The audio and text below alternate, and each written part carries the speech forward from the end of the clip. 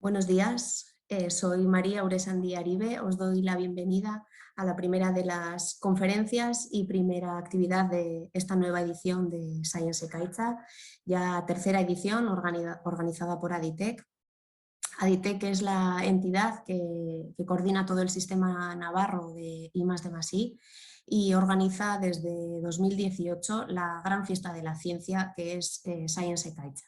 Esa tormenta de ciencia que pretende visibilizar a la comunidad científica, reconocer su labor, premiar sus ideas más disruptivas y acercarla en definitiva a la sociedad. Abrimos, como decía, en este momento oficialmente la tercera edición de Science Ecaitza con la primera de las actividades de cultura científica que hemos organizado. Esta primera conferencia, titulada Cultura y Ciencia en el siglo XXI, de la mano de José Manuel Sánchez Ron. Buenos días, José Manuel. Buenos días, buenos días. José Manuel Sánchez Ron es físico y catedrático emérito de Historia de la Ciencia de la Universidad Autónoma de Madrid. Es también vicedirector y letra G mayúscula de la Real Academia Española, académico también de la Real Academia de Ciencias Exactas, Físicas y Naturales y de la Academia Europea de Ciencias y Artes, entre otras. Bienvenido. Estamos, la verdad, encantadas de tenerte como ponente hoy y también con tu participación como parte del jurado internacional del concurso científico de esta edición de Science Ecaitza. Y bueno, ¿por qué esta conferencia? ¿Por qué nuestro invitado? Pues principalmente por dos motivos, ¿no? Dos motivaciones que en Aditec compartimos al 100% con José Manuel.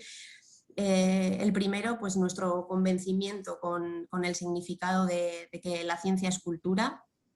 No, pues si bien hay quien defiende que esta afirmación pues es obviamente cierta y comprendida por la mayoría, pues en la práctica sí que nos hemos encontrado pues con situaciones en las que hemos tenido a veces, ¿no?, como que recordarlo e incluso pues argumentar sobre ello, ¿no? Y bueno, en segundo lugar, pues nuestro compromiso también con la divulgación científica, pero entendida no solo como el hecho de hacer accesible el conocimiento a la sociedad en general, sino con realmente llegar a una conversación, ¿no? Realmente acercar el mundo científico a la sociedad.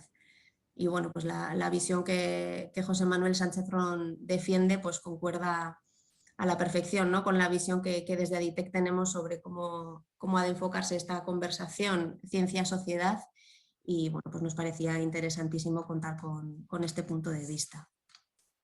Y bueno, en este punto, y antes de darte la palabra, José Manuel, pues me gustaría también hacer una mención especial a nuestra comunidad Dinamo, que es un grupo de personas, más de 50 investigadores e investigadoras que hemos impulsado este año como comunidad de intercambio, comunidad de trabajo, incluso de reflexión, ¿no? Y bueno, pues algunos de ellos sé que están atendiendo esta conferencia y nos gustaría de alguna forma, bueno, pues como decía en el inicio de la presentación, dedicarles esta primera conferencia.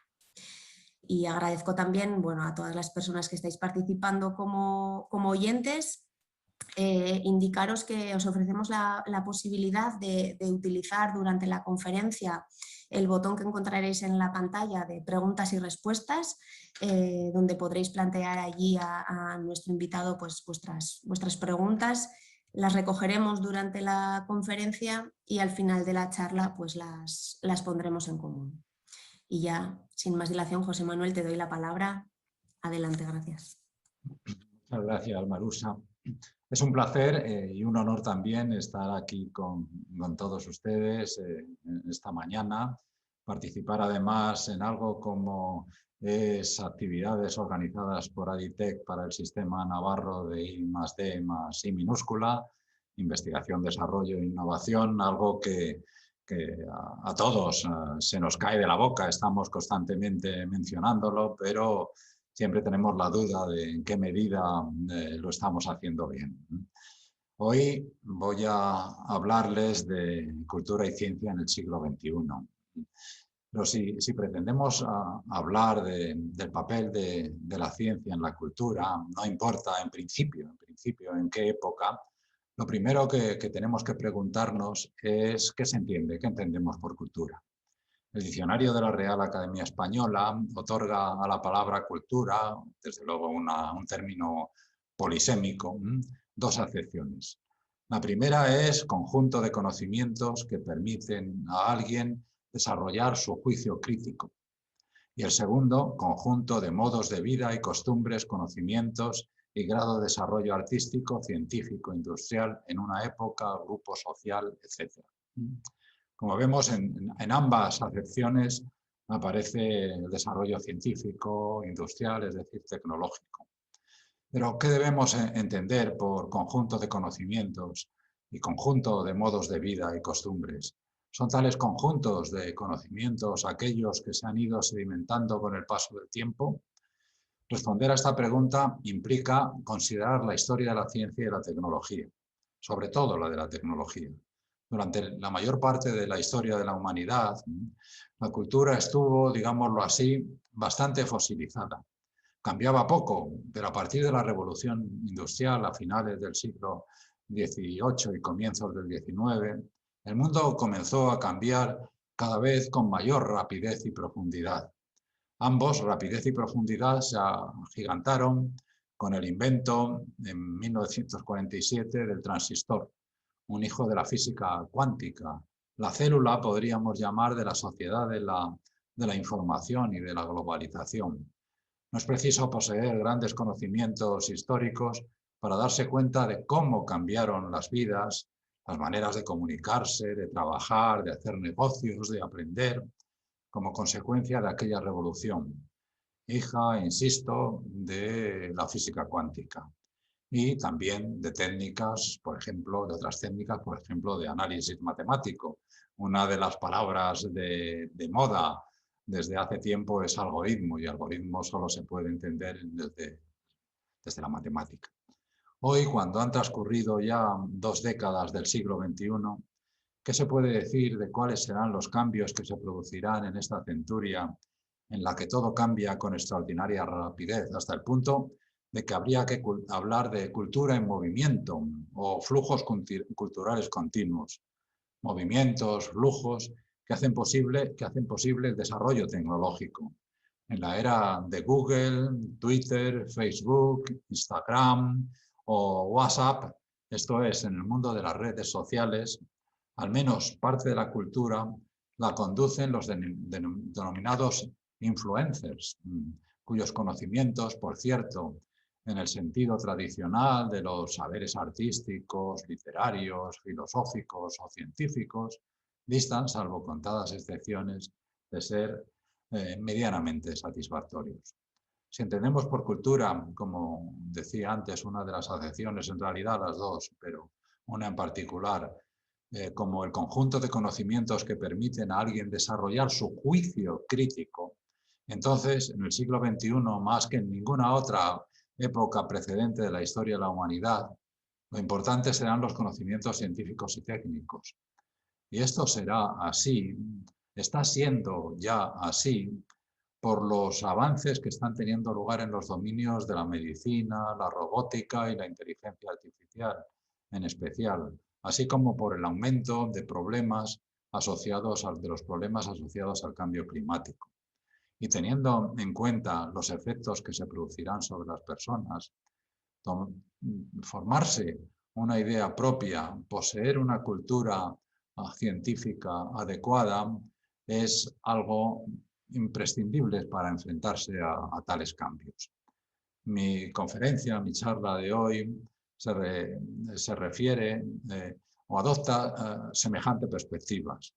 Voy a intentar seleccionar algunos apartados de la ciencia y la tecnología que, en mi opinión, afectarán, lo acabo de decir, de una manera particularmente intensa a la cultura y que deberían ser conocidos para desarrollar un juicio crítico, lo que significa poder vivir mejor, no ser meras marionetas en ese mundo tan cambiante.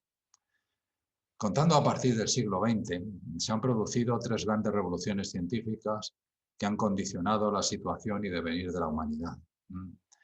Dos de ellas están vinculadas a la física, la revolución de la relatividad y de la física cuántica, y las restantes, las asociadas, podemos decir, a los bits, computación y transmisión de información, y a los genes, biología molecular, o biomedicina ya en general.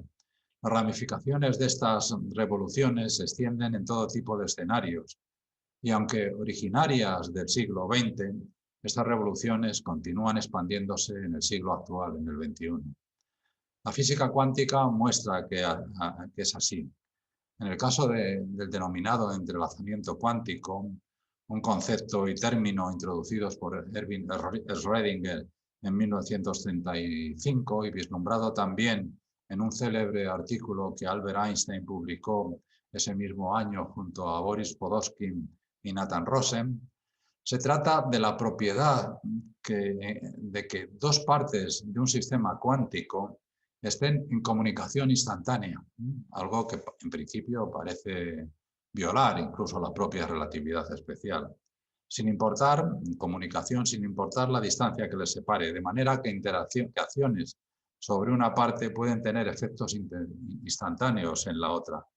Una propiedad a la que Einstein se refirió como en una carta a Max Born de 1947 como acción a distancia fantasmagórica. Pues bien, el entrelazamiento cuántico existe. La prueba definitiva la proporcionaron en 2012 tres grupos, uno de la Universidad de Delft, otro del National Institute of Standards and Technology de Estados Unidos y de la Universidad de Viena.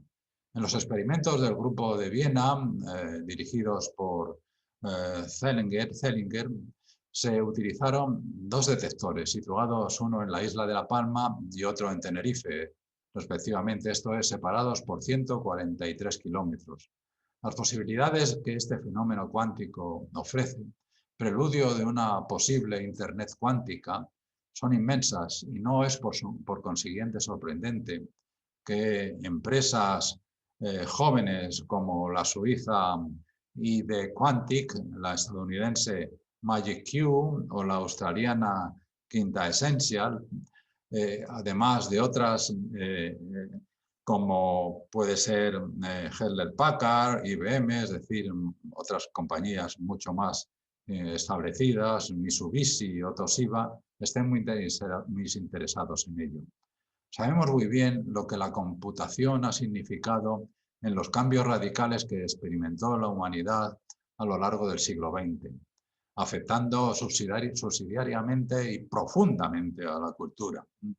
Fue el invento al que ya me he referido del transistor lo que hizo posible abandonar las válvulas de vacío y así dar comienzo a la era del almacenamiento, transmisión y manipulación de datos a gran escala. Pues bien, el siglo XXI está asistiendo ya a un nuevo paso en esta dirección con el desarrollo de la computación cuántica. En octubre de 2019, hace nada, Google anunció que había dado un paso importante en la construcción de una computadora cuántica. El prototipo que construyó era capaz de realizar en 200 segundos tareas que la computadora actual más poderosa llevaría, según ellos, 10.000 años realizar. Aunque surgieron críticos que cuestionan el logro, de lo que no hay duda es de que se avanza en un dominio cuya culminación tendrá enormes consecuencias económicas, tecnológicas, científicas y socioculturales. Recordaré que mientras en la computación cuántica la información se almacena en bits 0 o 1, en la cuántica la base son los qubits, quantum qubits, consecuencia de uno de los elementos más contraintuitivos de la mecánica cuántica, el principio de superposición, que ejemplifica en una situación muy poco real por su carácter macroscópico del famoso experimento del gato de Schrödinger. Al hilo de este hecho, es conveniente señalar la irrupción de compañías privadas cuyo ámbito de actuación es prácticamente mundial, en dominios como la biomedicina, inteligencia artificial, computación o exploración espacial. Compañías que disponen de recursos económicos extraordinarios, que están empleando, al menos en parte, para participar en el mundo, en el mundo del desarrollo tecnológico y científico. Su presencia en estos ámbitos ha debilitado la capacidad de establecer normas específicas por parte de los estados nacionales, a pesar de que estrictamente el mundo está organizado en base a tales unidades políticas. Habrá que repensar políticamente el mundo. Esto es una cuestión. Pensemos, por ejemplo, en la exploración espacial. Es noticia muy reciente y constante el que alguna de estas compañías, Tesla, por ejemplo, pues está ya pensando en no solo organizar turismo espacial, sino incluso llegar a Marte. En el dominio de la revolución relativista también continúan produciéndose novedades. Una de ellas, particularmente interesante, es la detección de la radiación gravitacional, el fenómeno que Albert Einstein había predicho en 1916 en el contexto de la teoría de la relatividad general. Un siglo después, el 11 de febrero de 2016, un representante del proyecto LIGO, Laser Interferometric Gravitational Waves Observatories, esto es, observatorios de interferometría láser para ondas gravitacionales, anunció que se habían detectado ondas o radiación gravitacional. Se abrió entonces una nueva ventana para contemplar el universo. Una situación comparable a la que tuvo lugar en la década de 1930, cuando, a partir de experimentos pioneros de Karl Jansky, comenzó la radioastronomía, la astronomía basada en ondas radio, con longitud de onda en el rango de unos cuantos centímetros a unos metros. Esta radioastronomía amplió radicalmente nuestro conocimiento del cosmos, hasta entonces dependiente únicamente de un estrecho margen de longitudes de onda del espectro electromagnético, el que reconoce el ojo humano. Asimismo, no dejó de señalarse que las ondas gravitacionales procedían de un acontecimiento cósmico nunca antes detectado, la colisión de dos agujeros negros, de esos misteriosos objetos astronómicos. Y si hay algo que atrae la atención popular, que forma parte de la cultura universal, es el universo, es algo como un atavismo que está, podríamos decir incluso, inserto en nuestros genes, esa curiosidad. Los anteriores ejemplos de este siglo son de este siglo, pero entroncados con el anterior. Aportan novedades fundamentales, al menos en el caso del entrelazamiento y de la computación cuántica, que afectarán a nuestras vidas directamente. ¿Acaso más profundos? Serán los efectos que producirán en nuestros modos de vida y cultura la robótica y la inteligencia artificial. Si el mundo actual ya está penetrado por máquinas inteligentes, las que se abrirán camino pronto superarán con mucho a las conocidas en la actualidad, que serán capaces de realizar un gran número de tareas protagonizadas hasta ahora por humanos, con mayores, y las están haciendo ya, de hecho, con mayor eficacia y singularidad que estos.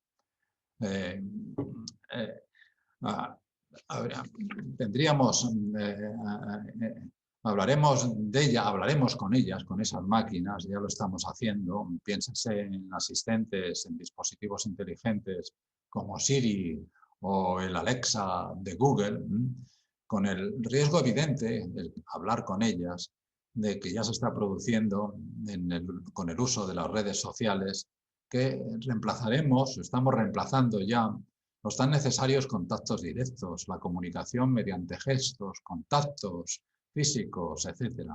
Un informe preparado por la oficina ejecutiva del presidente de Estados Unidos El Consejo Nacional de Ciencia y Tecnología y el Comité de Tecnología de la Casa Blanca de Estados Unidos, publicado en octubre de 2016, señalaba lo siguiente. El título era del informe Preparándose para el futuro de la inteligencia artificial. Y señalaba que, y cito literalmente, avances realizados en la tecnología de la inteligencia artificial han abierto nuevos mercados y nuevas oportunidades de progreso en áreas como la salud, energía, educación o medio ambiente. En los últimos años, se añadía, han aparecido máquinas que han superado a los humanos en la realización de ciertas tareas específicas, como por ejemplo en algunos aspectos del reconocimiento de imágenes. Se pronosticaba que en 2 décadas el 47% de los empleos de Estados Unidos se verán sustituidos por procesos automatizados. Otros, esperanzados, sostienen que en épocas, esto ya no es un informe, esto es lo que digo yo, otros sostienen, que en épocas anteriores de cambio tecnológico, el balance del mercado laboral siempre resultó positivo. Ignoro si ocurrirá esto con esta revolución robótica, la alianza de la robótica y la inteligencia artificial, pero sí sé que la historia no ofrece necesariamente lecciones inmutables, solo formas racionales de comprender el pasado. De lo que estoy seguro es de que muchas personas sentirán lo mismo que los luditas de los siglos XVIII y XIX, que trataron de combatir las máquinas de hilar que amenazaban sus trabajos con los nuevos talleres industriales. Pero los luditas perdieron la batalla, como se perderán si es que aparecen quienes intenten luchar contra la robotización en curso. Hablar de inteligencia artificial implica ponerse de acuerdo antes sobre qué es la inteligencia, puesto que no existe una definición que se acepte universalmente. De entrada, tenemos que la emergencia de la inteligencia constituye un problema evolutivo.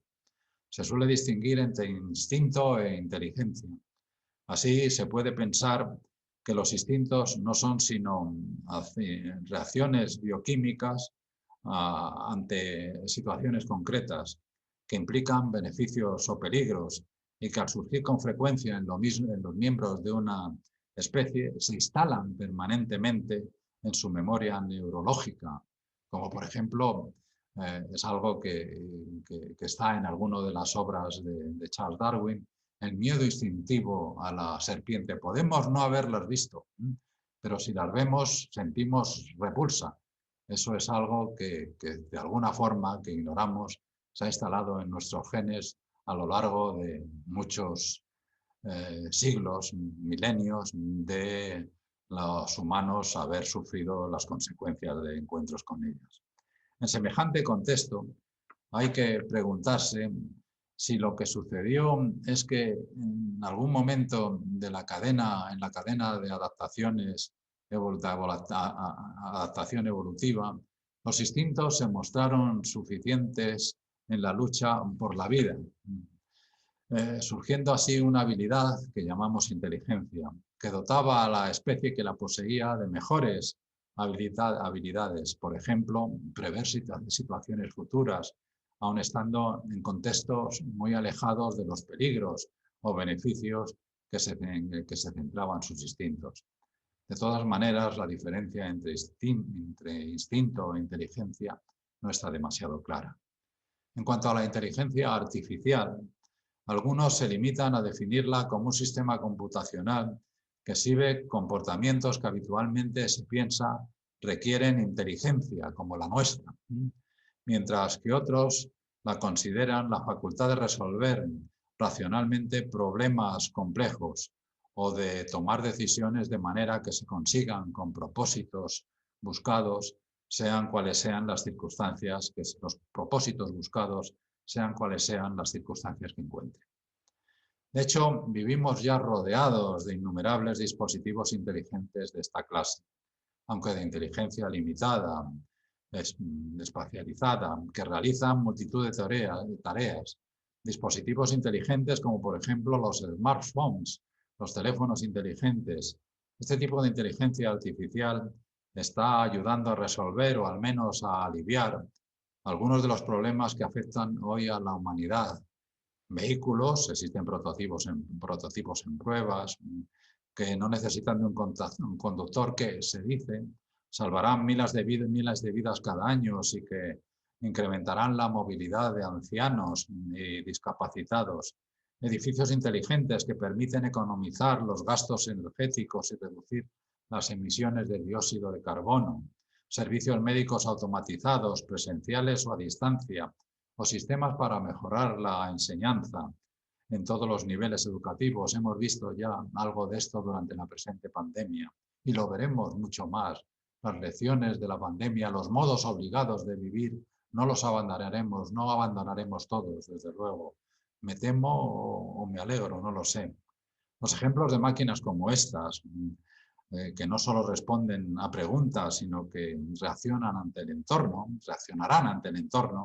que tomarán decisiones ante situaciones inesperadas y que pueden aprender, que podrán aprender, pueden hacerlo ya de experiencias anteriores, son ya muy numerosos y serán mucho más pronto. Leía hace unos días que hay máquinas ya que producen chips mucho mejores de manera automática que los que, y más rápidamente, por supuesto, que los que se fabrican en las empresas especializadas.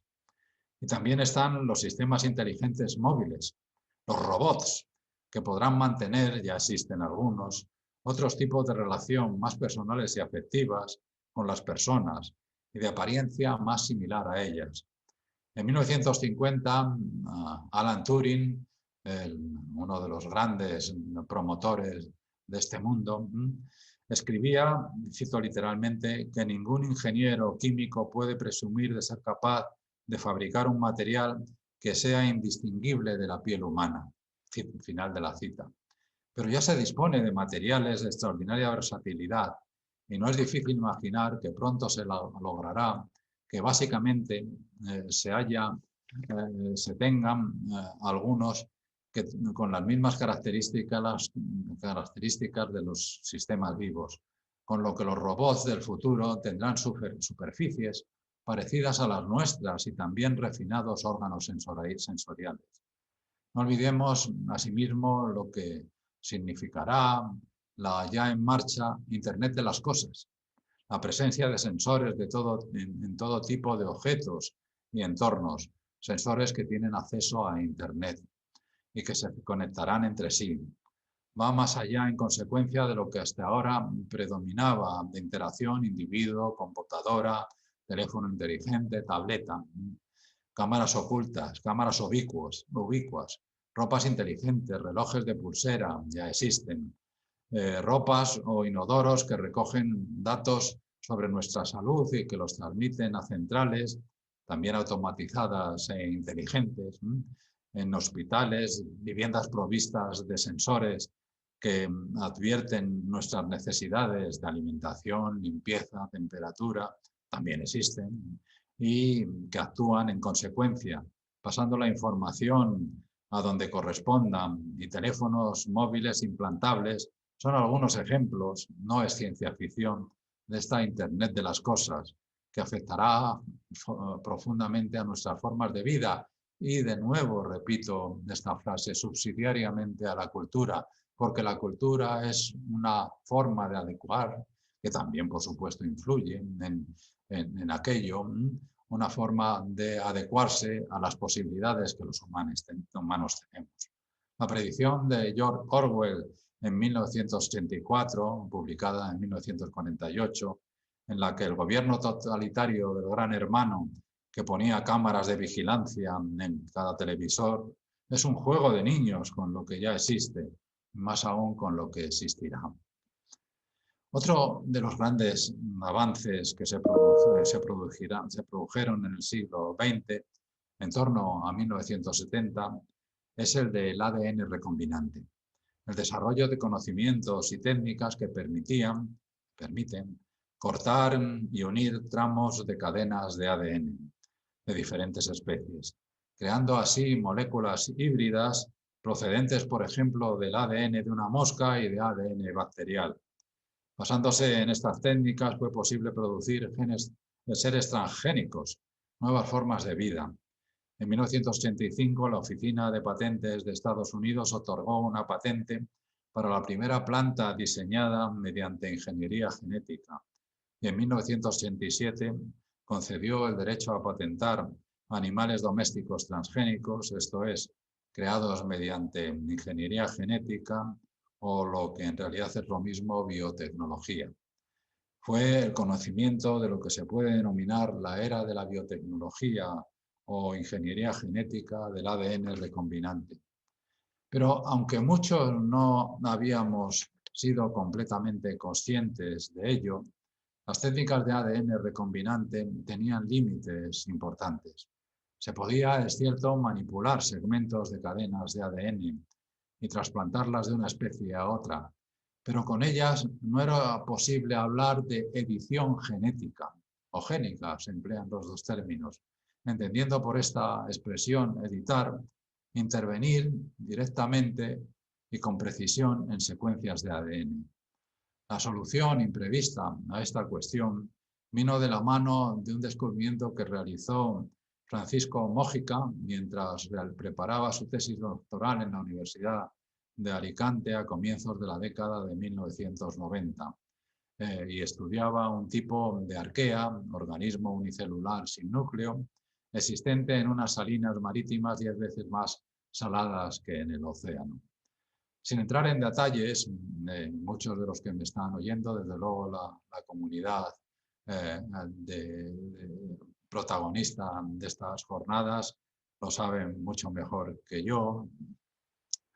Lo importante de ese hallazgo fue que el ADN de aquella arquea, en el ADN de aquella arquea, se observaban, aparecían secuencias que se repetían y que el propio Mójica bautizó con el nombre, un acrónimo CRIPS, traducido repeticiones palindrómicas cortas, agrupadas irregularmente interespaciadas, que estaban separadas por segmentos de ADN que coincidían con los de virus que podían atacar a esa arquea.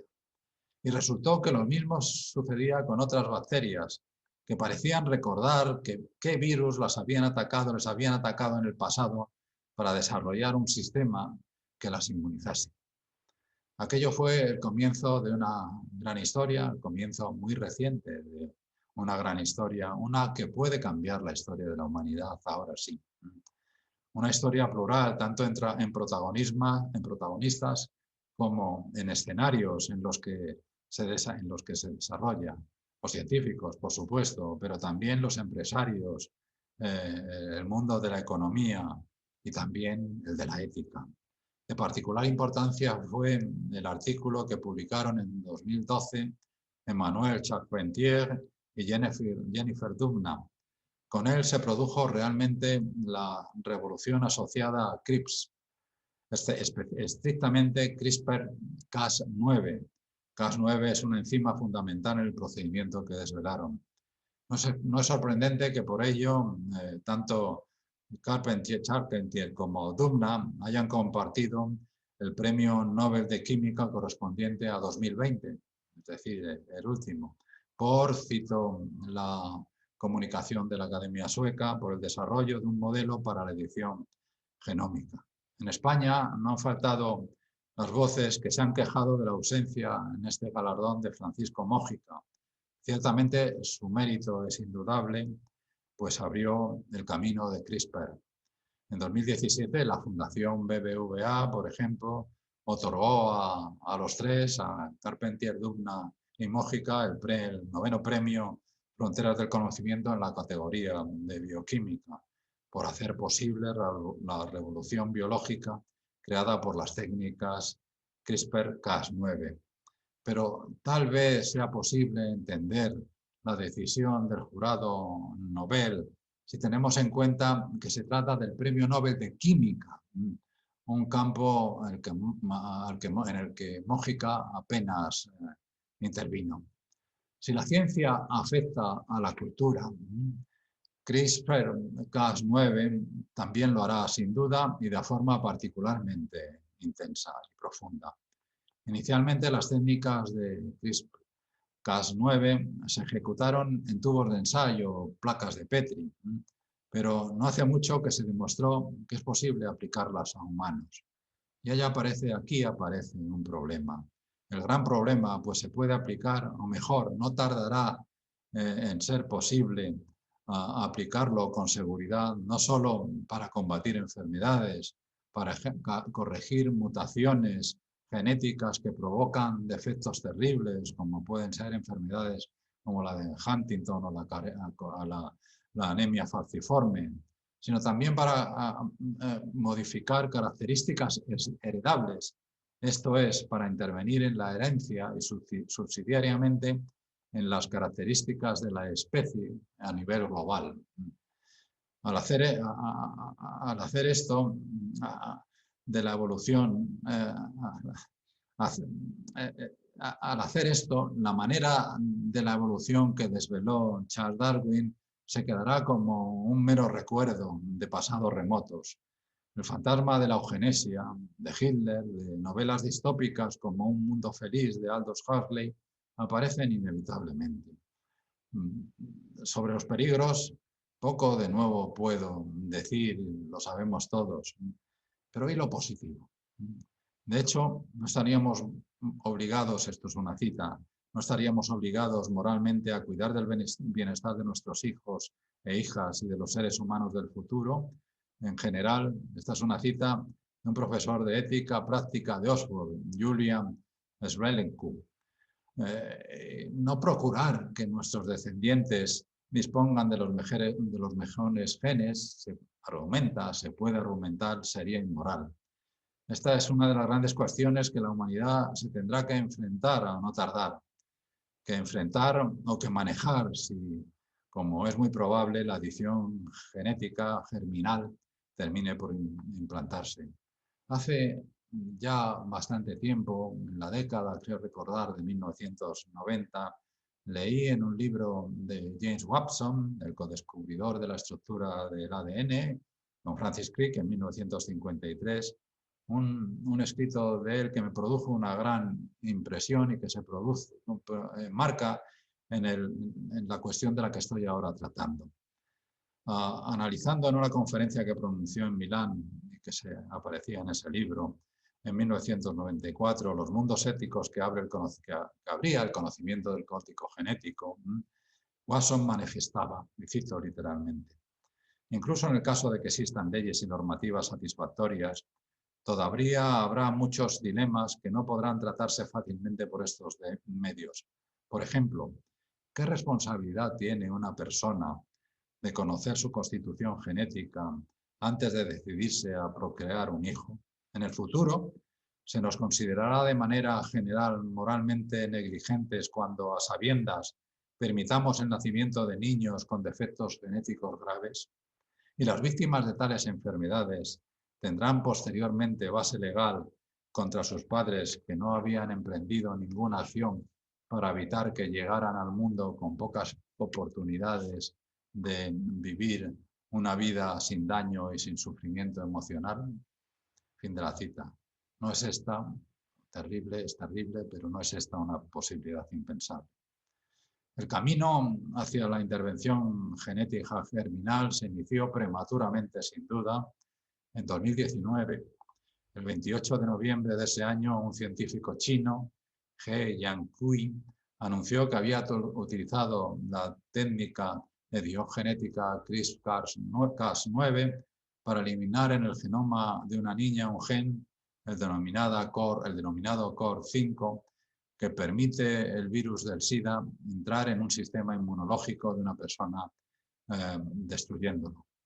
Para entender lo que representa este hecho, es preciso explicar en primer lugar que la niña en cuestión es una de las gemelas de una gemela, Lulu y Nana, que nacieron a principios de octubre, concebidas mediante la técnica de fertilización in vitro.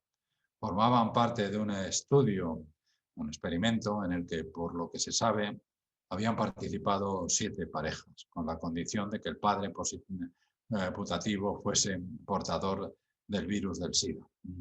En el gen COR5 fue eliminado de una de las niñas, pero no de la otra.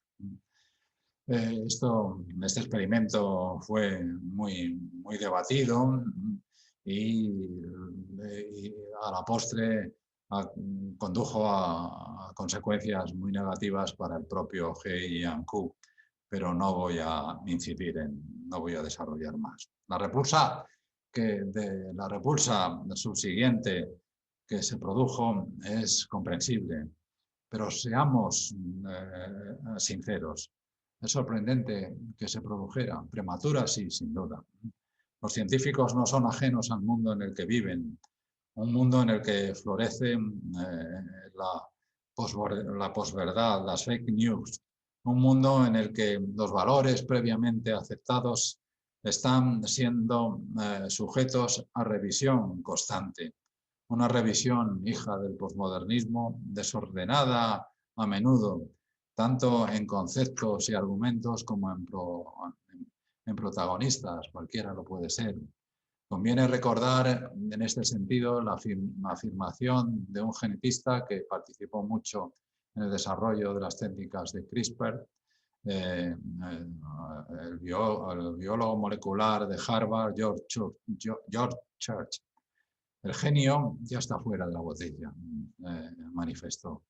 Y en un mundo que por muy globalizado que esté, no lo está en lo político, bien puede suceder que las normas que se implementen en un país carezcan de validez en otros. Y en este punto quiero volver a la cuestión de cultura. Esta se ve, insisto, influida, si no condicionada, por los valores de los que participan las diferentes comunidades sociales. Pero esos valores se ven alterados, perturbados y acaso modificados por aquello que es posible hacer. Y son la ciencia y la tecnología las que poseen la capacidad de producir cambios que afecten a los valores aceptados. Recordemos, por ejemplo, lo que significó la publicación en 1859 del origen de las especies de Charles Darwin, o incluso la fecundación in vitro, y ahora la edición genética, que afectará sin duda a algunos de los valores tradicionales, o cuando menos deberá producirse un diálogo entre ellos. Podríamos decir que cultura y valores se encuentran necesariamente en flujo, en movimiento. Quiero abordar ahora, ya prácticamente por último, otra de las características, una característica que se acentuará durante el presente siglo, el XXI, la interdisciplinariedad. La reunión de grupos de especialistas, no necesariamente muy numerosos, en disciplinas científicas y tecnológicas diferentes, que provistos de los suficientes conocimientos generales como para poder entenderse entre sí, colaborarán en resolver nuevos problemas que por su propia naturaleza necesitan de esa colaboración. Recuérdese, por ejemplo, las adscripciones profesionales de quien firmaron el artículo en la revista Neuron que puso en marcha el proyecto BRAIN, el estudio del cerebro humano. Ese artículo firmaban neurocientíficos, por supuesto, pero también especialistas en nanotecnología, en materiales, en redes neuronales estudiadas de la manera matemática, etcétera, etcétera. La naturaleza, recordémoslo, es una y no conoce fronteras. Somos nosotros, por necesidades prácticas, las que hemos establecido esas fronteras, constituyendo disciplinas que llamamos física, química, biología, matemáticas, geología, etcétera, etcétera. Pero al ir avanzando en nuestro conocimiento de la naturaleza, se hace cada vez más necesario ir más allá de esas fronteras, hacerse ciudadanos de la interdisciplinariedad. Encontramos manifestaciones de interdisciplinaridad en prácticamente todos los ámbitos. En, por ejemplo, los procesos que subyacen en los fenómenos atmosféricos, que involucran todo tipo de disciplinas científicas, intercambios energéticos y gradientes de temperaturas, radiación que se recibe del Sol, reacciones químicas, composición de la atmósfera, desplazamiento de corrientes atmosféricas y marinas, biología animal y de plantas, para entender el comportamiento y reacciones de especies marinas y vegetales, procesos industriales, modos y mecanismos sociales de transporte y un largo etcétera. La arquitectura y el urbanismo nos proporcionan también evidencias en el mismo sentido. Para el cambio climático, las instalaciones energéticas, la contaminación atmosférica o la aglomeración en gigantescas urbes,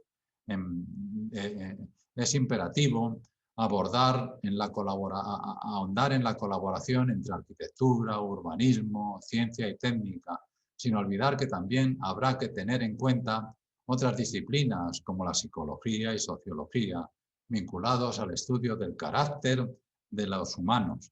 Debemos construir edificios que minimicen las pérdidas de energía, procurando aproximarse a la autosuficiencia energética. Afortunadamente, junto a materiales con novedosas propiedades térmicas y acústicas, disponemos de elementos frutos también de la ciencia y la tecnología, como paneles solares y también la posibilidad de reciclaje de residuos urbanos. Encontramos también la interdisciplinaridad y de manera prominente en la biomedicina. No hay duda que la investigación puramente médica es la que protagoniza los esfuerzos actuales, pero existen otras ciencias que también son importantes, tanto para su aplicación como para su desarrollo. Es fácil imaginarse la importancia de la química, cuyos conocimientos son imprescindibles a la hora de producir, de fabricar o de inventar, producir medicamentos. También sabemos de la utilización de algoritmos matemáticos para estudiar, por ejemplo, la propagación de la actual pandemia, el COVID-19, utilizando técnicas que se emplean en diversos escenarios. Algunos médicos como la difusión de las epidemias de gripe, pero igualmente en muchos otros ámbitos, interacciones sociales, comportamiento de mercado bursátil y del tráfico, fenómenos meteorológicos. Hace no mucho se hizo público un trabajo en el que se aplicaba la teoría matemática del caos en sistemas caóticos, minúsculas perturbaciones de las condiciones iniciales producen cambios brutales en la evolución posterior del sistema. En ese artículo se argumentaba que la dinámica de la difusión del presente coronavirus posee rasgos similares a los ya estudiados en otros sistemas caóticos, entre ellos los flujos turbulentos, y que permiten entender hechos observados en la propagación del virus actual. También se utiliza la física en la lucha contra la presente pandemia, a través de la dinámica de fluidos. Se ha demostrado que las emisiones respiratorias de personas infectadas por SARS-CoV-2 difunden partículas del virus hasta 9 metros de distancia cuando estornudan. Se corrige así algo que todavía se encontraba hasta no hace mucho en las guías para contener la extensión de las enfermedades respiratorias en las guías de la Organización Mundial de la Salud. Precisamente en Navarra se tiene un magnífico ejemplo de un ejercicio de interdisciplinaridad en la comunidad Dinamo de Aditec, un ejemplo real de colaboración interdisciplinaria. Es gracias, creo, a esta comunidad de la que forman, según tengo entendido, unas 12 entidades que hacen I+D+I minúscula, y que colaboran en proyectos interdisciplinares que podemos ver las posibilidades de este mundo interdisciplinar. Me he estado refiriendo, y ya estas son mis últimas palabras, al papel de la ciencia y la tecnología en la cultura, pero no debemos olvidar que un entusiasmo excesivo en estas disciplinas tiene sus riesgos. A esto se refirió Mario Vargas Llosa en una conferencia en abril de 2001 de la manera siguiente, con la que prácticamente voy a terminar. Cito al Premio Nobel de Literatura Mario Vargas Llosa. Vivimos en una era de especialización del conocimiento, debido al prodigioso desarrollo de la ciencia y de la técnica, y a su fragmentación en innumerables avenidas y compartimentos, sesgo de la cultura que solo puede acentuarse en los años venideros. La especialización tiene, sin duda, grandes beneficios, pues permite profundizar en la exploración y en la experimentación, y es el motor del progreso. Pero también tiene una consecuencia negativa. Va eliminando esos denominadores comunes de la cultura, gracias a los cuales los hombres y mujeres pueden coexistir, comunicarse y sentirse de alguna manera solidarios. La especialización conduce a la incomunicación social, al cuarteamiento del conjunto de seres humanos en asentamientos o guetos culturales de técnicos y especialistas a los que un lenguaje, unos códigos y una información progresivamente seccionada y parcial confinan en aquel particularismo contra el que nos alertaba el viejísimo refrán: no concentrarse tanto en la rama o en la hoja como para olvidar que ellas son parte de un árbol y esta de un bosque. Esta es una reflexión de Vargas Llosa muy apropiada. Debemos ahondar en la ciencia y en la tecnología que solo tiene, o que predominantemente tiene, si sabemos hacer uso de ella, beneficios para todos. Pero no debemos olvidar también otros aspectos de la vida, su pluralidad, el aspecto de la compasión, la igualdad de oportunidades. El futuro, al menos el del siglo XXI, será interesante, muy interesante e innovador. Que no se nos escape de las manos a la humanidad es una tarea de todos, no solo de científicos y tecnólogos, que al fin y al cabo también forman parte de ese todo. Los más jóvenes son aquellos que tendrán más que decir sobre el futuro. Muchas gracias por vuestra atención y espero haber cumplido con este muy honroso encargo que Aditec me ha realizado. Muchísimas gracias, José Manuel, por supuesto que sí. Muchas gracias por tu conferencia, por este repaso, ¿no?, a los principales hitos de la ciencia y sus implicaciones culturales y viceversa, ¿no? Y bueno, pues ese apunte también a la importancia de los desarrollos interdisciplinares, ¿no? Bueno, muchas gracias. Tenemos una pregunta, vamos a dar paso ya a las preguntas. Nos dice un espectador anónimo, ¿cómo cree que la cultura afecta a los objetivos que la ciencia de este país se plantea actualmente? A los efectos de este país, de España. Bueno, vamos a ver. Sí, puedo decir, por desgracia, tengo que decir en este sentido, y lo estamos viendo en la presente pandemia, la fuente principal o una de las fuentes principales de riqueza de España es el turismo. Algo que tiene los riesgos que hemos visto en la actualidad. Entonces, yo creo que eso afecta a la cultura se nutre también de las necesidades de la gente y en ese sentido creo que esto afecta, condiciona a decisiones, por ejemplo, en las que seguramente tendrían que desempeñar un papel más importante el juicio, el conocimiento de científicos y tecnólogos. Por otra parte, me gustaría pensar también, dejando este ejemplo en el fondo controvertido, que en España se está desarrollando y debería desarrollarse también un sentimiento profundo de que nuestro país es uno particularmente de los que se verán, en mi opinión, particularmente afectados por el cambio climático. El cambio climático que puede que para los más mayores no sea demasiado importante, pero sin duda para nuestros nietos lo será. Pongamos por caso. España es un país que tiene muchos kilómetros de costa. Por poco que aumente el nivel de los océanos, eso afectará y provocará desplazamientos de muchos miles de personas.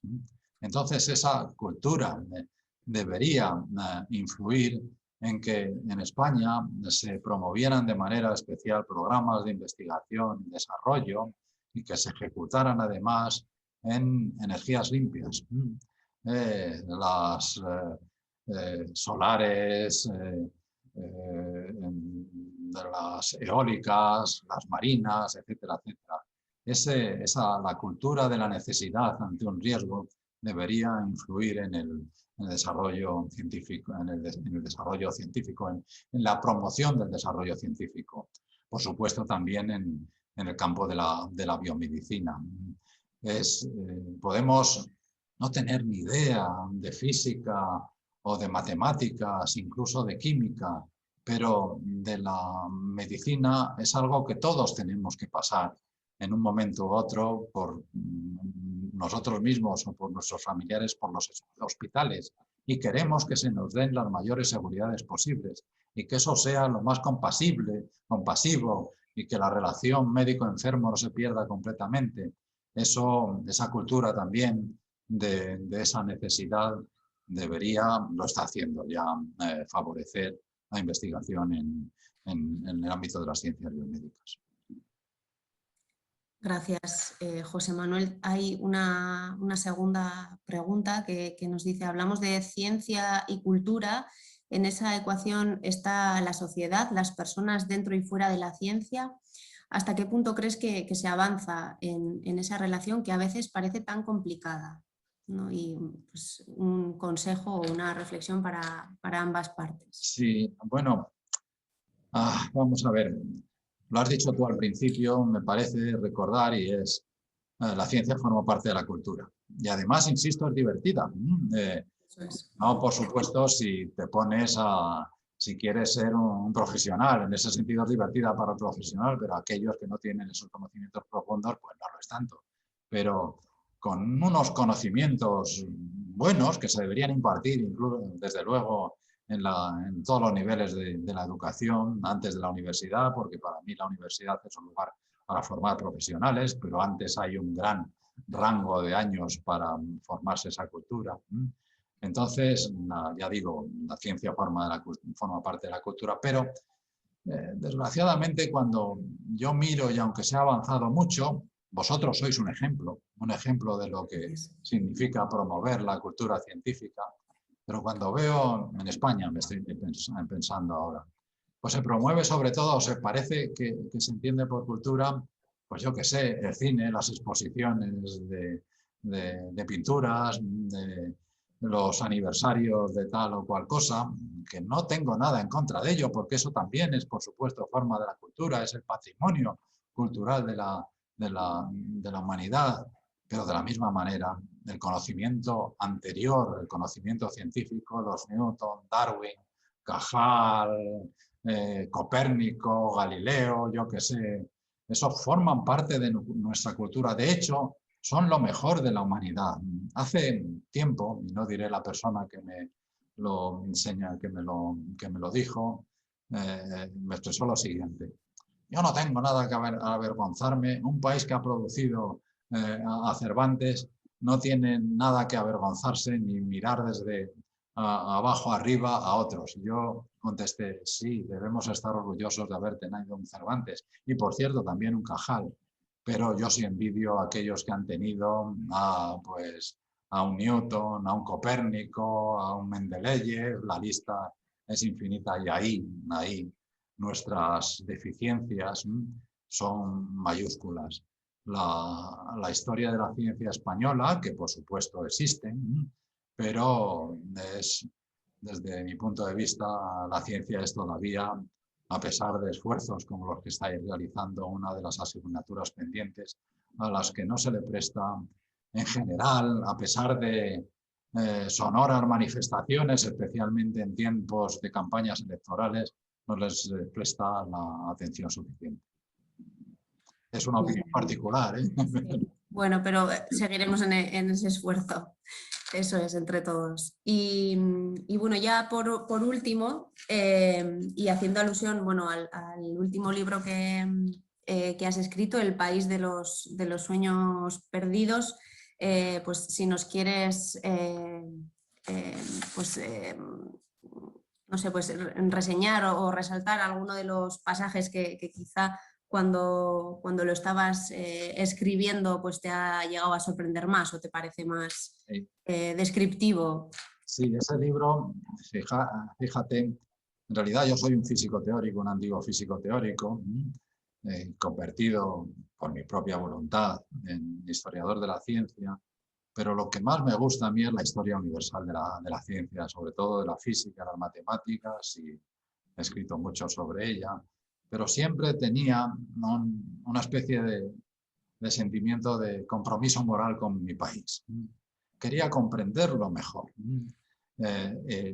Y pues escribí a lo largo de los años, investigué personajes como el propio Santiago Ramón y Cajal, José Echegaray, que todo el mundo, en el mejor de los casos, le identifica como el primer premio Nobel español de literatura.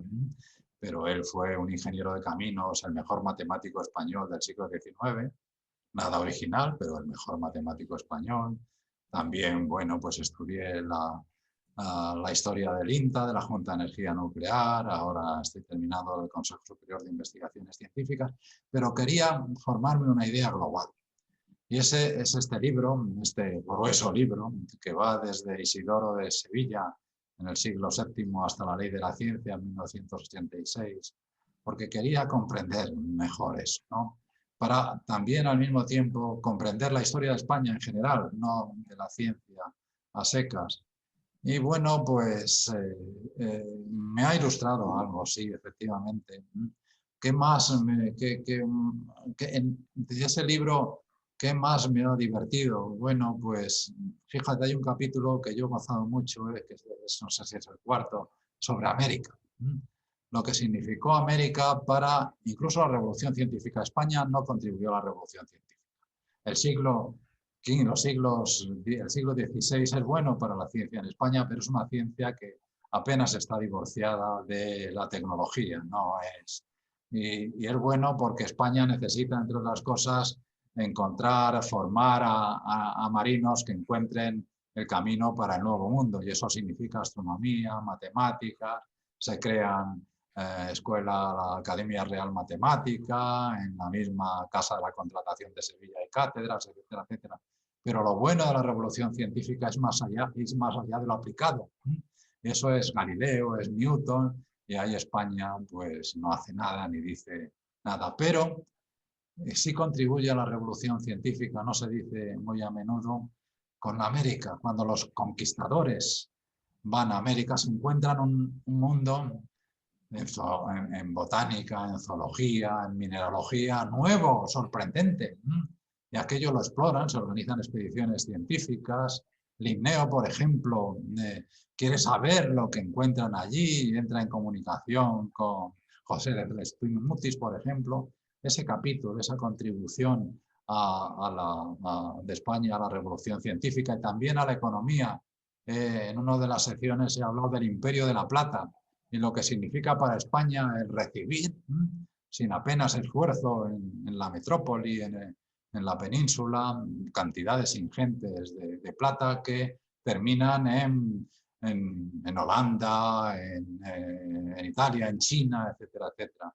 Eso pues me ha divertido, me ha interesado, pero bueno, el siglo XIX es un siglo terrible para España, el siglo precisamente del electromagnetismo, de las geometrías euclidianas, de la discusión sobre los fundamentos de la matemática, bueno, eso de la química orgánica, de las técnicas de Pasteur y Koch, es decir, de la medicina científica.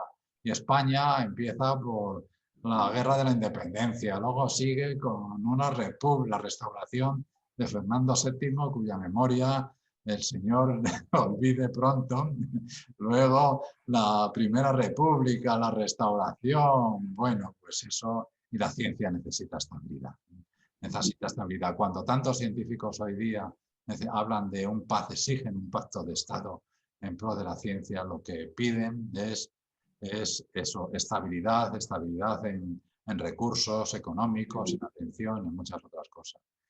Bueno, yo, como digo en la dedicatoria, que es para mis nietos, aparte de que para que me recuerden, añado para que acaso les ayude a comprender algo mejor el país en el que nacieron. Me hago la ilusión, acaso será una ilusión, que leyendo este libro no solo se aprende del pasado histórico de España hasta muy recientemente, sino también se aprende acerca de España, y eso es un instrumento para hacer de ella, de todas sus regiones y autonomías, un lugar mejor. Estupendo. Pues ya última pregunta que ha entrado en el chat. Nos escribe Carlos Lezaun y pregunta si crees que el sobreuso y abuso de la tecnología seguirá aumentando y cómo afecta esto a la cultura. ¿A la? Cultura. A la cultura. Sí, bueno, es algo de lo que implícita, a veces explícitamente me he referido en mi charla. Sí, la tecnología se hace más compleja, pero al mismo tiempo más ubicua y más fácil de manejar por los legos, digámoslo así. No vislumbro un mundo menos penetrado por la tecnología, y esto por los artilugios tecnológicos. Y esto produce situaciones a veces desgarradoras. Pensemos, por ejemplo, en la banca. Yo veo a veces a personas mayores que no saben manejarse con la automatización creciente. Si vamos a las sucursales ya es muy difícil de que te atiendan en numerosos bancos. Esto no irá para atrás. Hablamos ahora de pasaportes para la COVID, pero nos dicen que nos lo darán a través sobre todo, de una QR en nuestros teléfonos móviles. Muchos de las viejas generaciones no saben manejarse en ese mundo. Un mundo que cada vez será mayor, tendrá mayor presencia. Afortunadamente, como se llama ahora, nativos digitales, se pueden mover en ese mundo, pero he dicho antes, por ejemplo, que las redes sociales, las ubicuas redes sociales, pues desproveen de cosas tan fundamentales para la humanidad como es el contacto directo entre personas. Desgraciadamente no creo que eso disminuya, sino para que aumente. Tiene beneficios indudables, que voy a decirlo, pero deberíamos ser capaces de mover. Yo me imagino todo este mundo como un barco en un océano en el que está teniendo lugar una gran tempestad. Bueno, el buen piloto, el ciudadano, debe saber manejarse en ese océano en un flujo tan constante y tan continuo. Pero bueno, es como diría Ortega, una de las tareas de nuestro tiempo. Muy bien, pues bueno, muchísimas gracias José Manuel Sánchez Ron por esta conferencia, por atender a nuestras preguntas, un placer. Y bueno, pues antes de acabar me voy a permitir hacer un breve recordatorio del resto de actividades que hemos organizado para estos próximos días. Mañana a las 6 de la tarde, desde California, habrá una conferencia online de Londa Schivinger, que es catedrática también de Historia de la Ciencia de la Universidad de Stanford, que nos hablará de la importancia de tener en cuenta la dimensión de género para una ciencia y tecnología mejores. El jueves por la mañana será presencial, estará Isabel Sola, que es la codirectora del grupo de CSIC que está desarrollando la vacuna contra la COVID. Estará en la Universidad de Navarra con su conferencia Ciencia, Vacunas y sus tiempos. Por la tarde, el jueves, en el edificio El Sario de la Universidad Pública de Navarra, estará Juan Luis Arzuaga, que es paleontólogo y director del yacimiento de Atapuerca, con su conferencia Un viaje por el laberinto de la evolución. Y ya el viernes en el Navarra Arena pues se celebrará, ¿no?, la gran gala como colofón de todas las actividades, donde se entregarán ya los premios científicos y que este año va a tener lugar dentro de un espectáculo de la Fura dels Baus. Las entradas están ya agotadas, pero bueno, en cualquier caso os emplazamos a todas las personas, aunque no podáis asistir, ¿no? Pues a estar atentos, a leer en prensa, en nuestras redes sociales, pues qué ideas, ¿no? Generadas en Navarra, qué ideas científicas disruptivas han sido finalmente galardonadas, a conocer un poquito más sobre ellas y también al personal investigador, ¿no? A todas las personas que están detrás de esas ideas. No quiero finalizar sin nombrar también a todas las entidades que apoyan a Aditec en la celebración de Science Caixa, tanto Gobierno de Navarra como el Ministerio de Innovación a través de la FECIT, Viscofan, Nasertic, la Universidad Pública de Navarra, la Universidad de Navarra, Dan Automoción, Iberdrola y bueno, pues la colaboración también de otras entidades como Librerías Elcar, el Hotel Tres Reyes y GUC. Muchísimas gracias, José Manuel, muchísimas gracias a todas las personas por vuestra presencia, por vuestra participación. Un saludo y nos vemos en la próxima.